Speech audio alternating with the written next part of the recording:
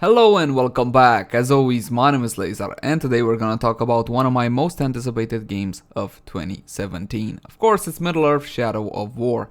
This specific game made it all the way up to position 8 on my top 10 list for this specific year, and a couple of days ago we got a gameplay walkthrough official from Monolith Studios.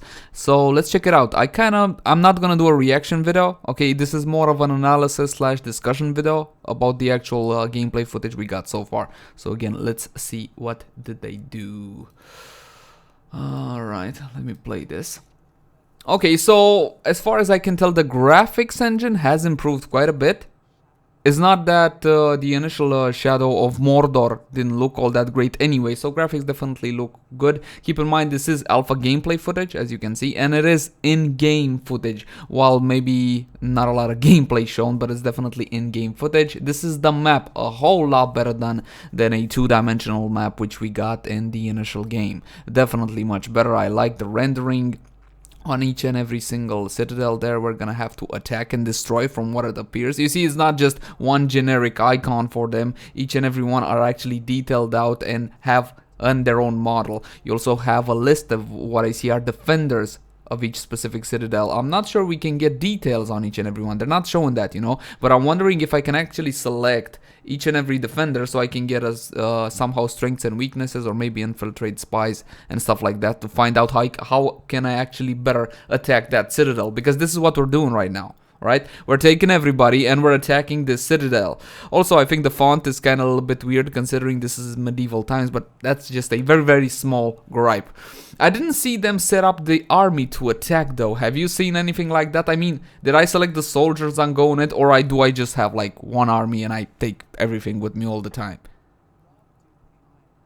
You know, I see that they can actually have a good look at what kind of lieutenants they got. Okay, like for example this guy. We're gonna call this guy Tiny. So Tiny is very good at, well, demolishing because he's very big and he's immune to poison. So that's always good to know. But my question would be, can I set up my own guys to siege?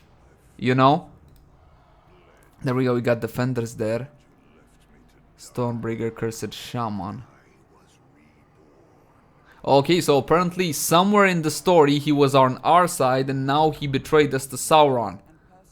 Awesome. And because of this, I'm guessing we know his strengths and weaknesses there up top. Okay, that's good. He is a necromancer. We never got a necromancer orc before, guys.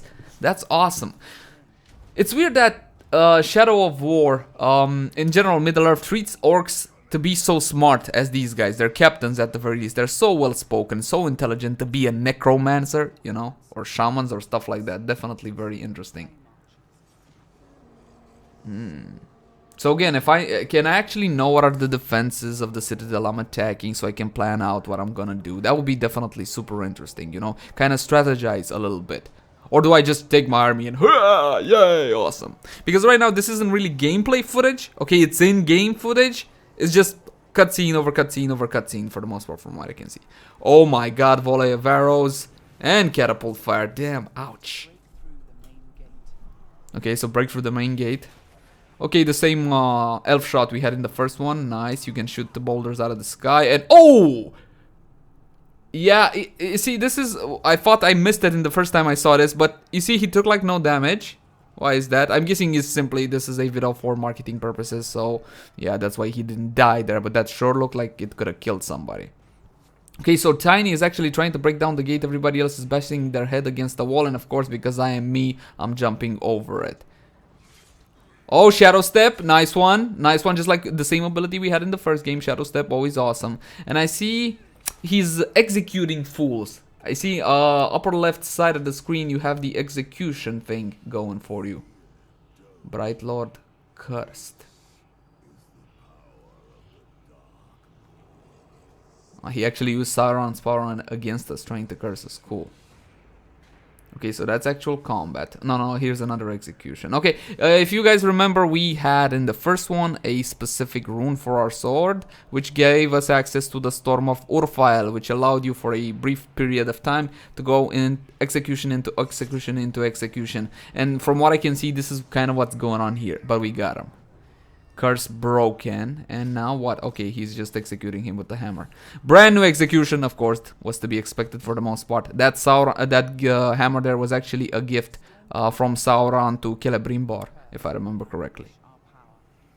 Point captured. Oh, okay, so you're gonna have to capture strategic points where you're actually sieging, going through. That's cool. Gate also breached now, but only after you capture that point. Tiny came in, or Puddin, or whatever you want to call. Oh, that never gets old. Ouch. I wonder if I could just like have 50 orcs like him and just go, you know. Oh, that's a new ability. That's bright. We couldn't hover in the air like that using elf shot and focus. Awesome. We could blow up campfires, definitely, but not with the hammer there. Awesome. Oh, what? Yeah, this is a brand new ability. He actually slows down time and kind of goes through them, but you see on the lower left side of the screen, the focus drained very heavily, very fast, while he was actually slowing down time. But I like the hover in the air to shoot arrows. That is fucking awesome. We had that AoE before. Okay, so that's nothing new there.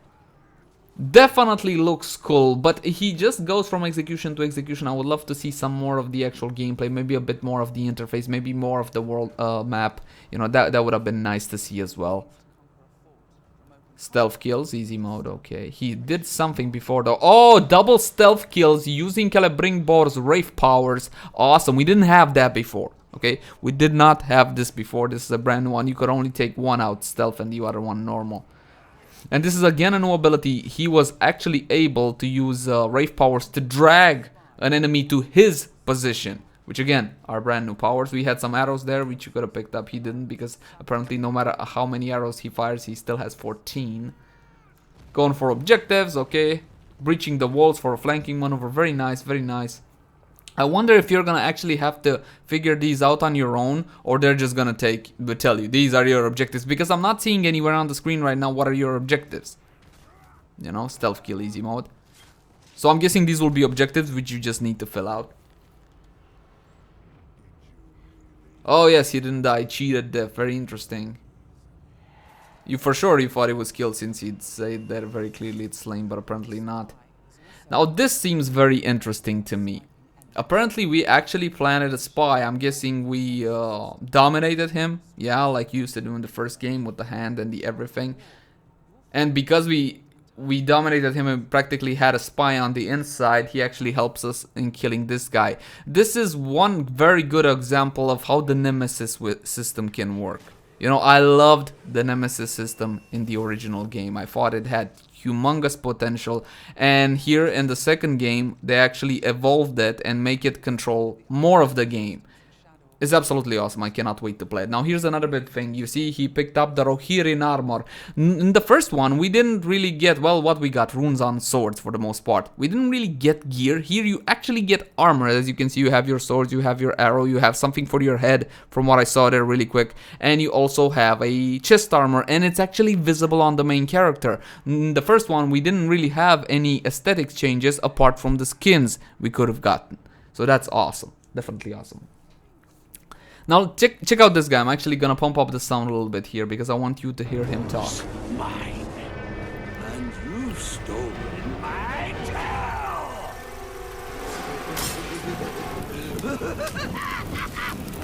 It's time to dance.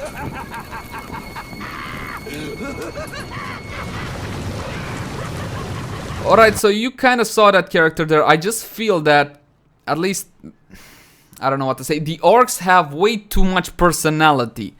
They are too well spoken, okay? For them to be actual Uruk-hai, which we remember. Okay, they're just simply too smart. Let's put it like that. They're very special kind of orcs. This is one thing that is a little bit off-putting to me in Shadow of War. And Shadow of Mordor wasn't so much, but here I see all these orcs have their own personality. They're very well spoken. They're very smart, which is weird. I mean, don't get me wrong. It's not a bad thing per se. It's just jarring when it comes to wait. This is Lord of the Rings. Uruk-hai, even Uruk-hai are not really all that smart, you know. That's just my thoughts on it. Now, apparently you can dominate a drake, as you saw there. I just can't wait to see what other huge creatures you could. You could in the first one, like ride the grog. If I yeah, you could ride the Grog, and you could ride the, you could have mounts as well, but nothing as major as one of these dragons or drakes or whatever the hell they are. That's fucking awesome, and you're actually using it to siege down the Citadel here. This is awesome. This is bloody freaking awesome. Again, I'm wondering if you're gonna have fixed points like capture a dragon and or find a way to destroy this watchtower, because I see he's using it to take down the enemy Grogs, which obviously the defenders are using as some sort of a siege machine or some sort. Okay, so Grog versus Drake, awesome. And I see they both died. And of course you'll be safe. You'll never die. You are the main protagonist after all. Shadow Step, easy. Execution Sperma. Awesome, what can I say? It uses awesome. Now, why is he afraid? I'm not sure. Why did he get so scared? But I'm guessing he's afraid of drakes. If you remember from the first one, you had all sorts of weaknesses which you can exploit on the enemy captains. Also, please notice how the color of his armor changed instantaneously from red, orange to blue, because now he's on your side. So you can still mind control people like you did in the first one. And by people, obviously, I mean orcs. But see, I'm already referring to them as people. They're just so smart now. And finally, to kill the boss of the Citadel. Definitely looks cool. I don't think it's a huge visual improvement over the first one, but then again, the first one looked so good. I mean, I don't think it really needed it. Obviously, some improvements are obvious, that's true. Wondering how much horsepower we're gonna need to actually run this at good quality. Okay, let's pump up the sound just a tad so you can hear a bit better this.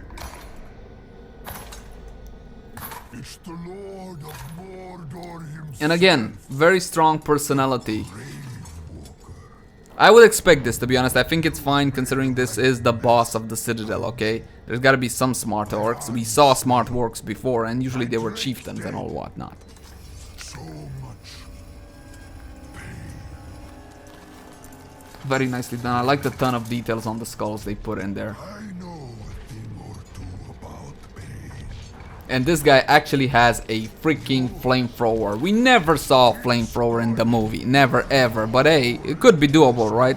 It's not that high tech, I'm guessing. And this definitely looks awesome. And I love how the room is like stratified like it's a real boss fight. Reminds me of World of Warcraft for the most part. And how he slides there under his feet. It's awesome. It's absolutely awesome. I cannot wait to see what more they're gonna do. I see that he's still actually going from execute to execute. So this is not... I don't know if this is actual gameplay. I mean, will you be able to do this in the game as well, like we did with the Storm of Urfile? But I see no timers for it, you know, no bars, no anything to indicate duration.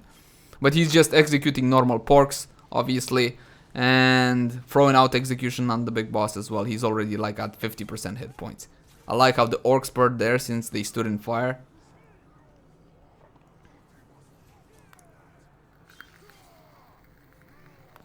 Pretty varied executions. He note I didn't. Oh yeah, that was a like, but only 2 or 3 I saw like from the 15 he did or something like that. So definitely loving it. The first one had very varied executions as well, which kept the combat interesting. Definitely. Now here is something very cool. He gets hit in the face, but this is followed up by a kind of like a final execution. You see, he calls in somebody, and it's an ally. Though in the interface, I didn't see what exactly he did. I'm wondering if these will be queued events. You know, if you get the enemy boss to 10%, then you can call your allies to finish him off. Something like that. I don't know if it's gonna be like that or not, but it definitely looks cool. And the final execution for the big mean boss. It's weird that he didn't get a chance. Again, we don't see all the interface. This can't be all of the interface. We don't see if he had the option to dominate him, to mind control him and bring him to his side, to his warriors.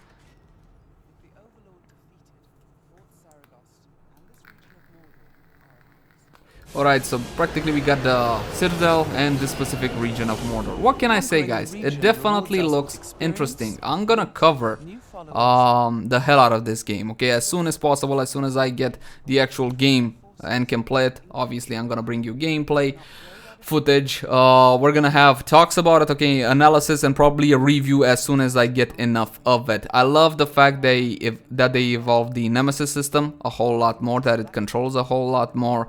Again, the role of the Nemesis system is to create very interesting experiences which are not alike, okay? So my experience, my playthrough with the game will never be the same as your playthrough with the game, and it will never be the same with a second playthrough of the game, okay? That is the point of the Nemesis system, and I think it worked pretty decently in the first one, and I'm hoping they're gonna ramp that up in the second one as well. Anyway, my name has been Leyzar. Thank you guys for watching. Like, favorite channel, subscribe if you enjoyed the content.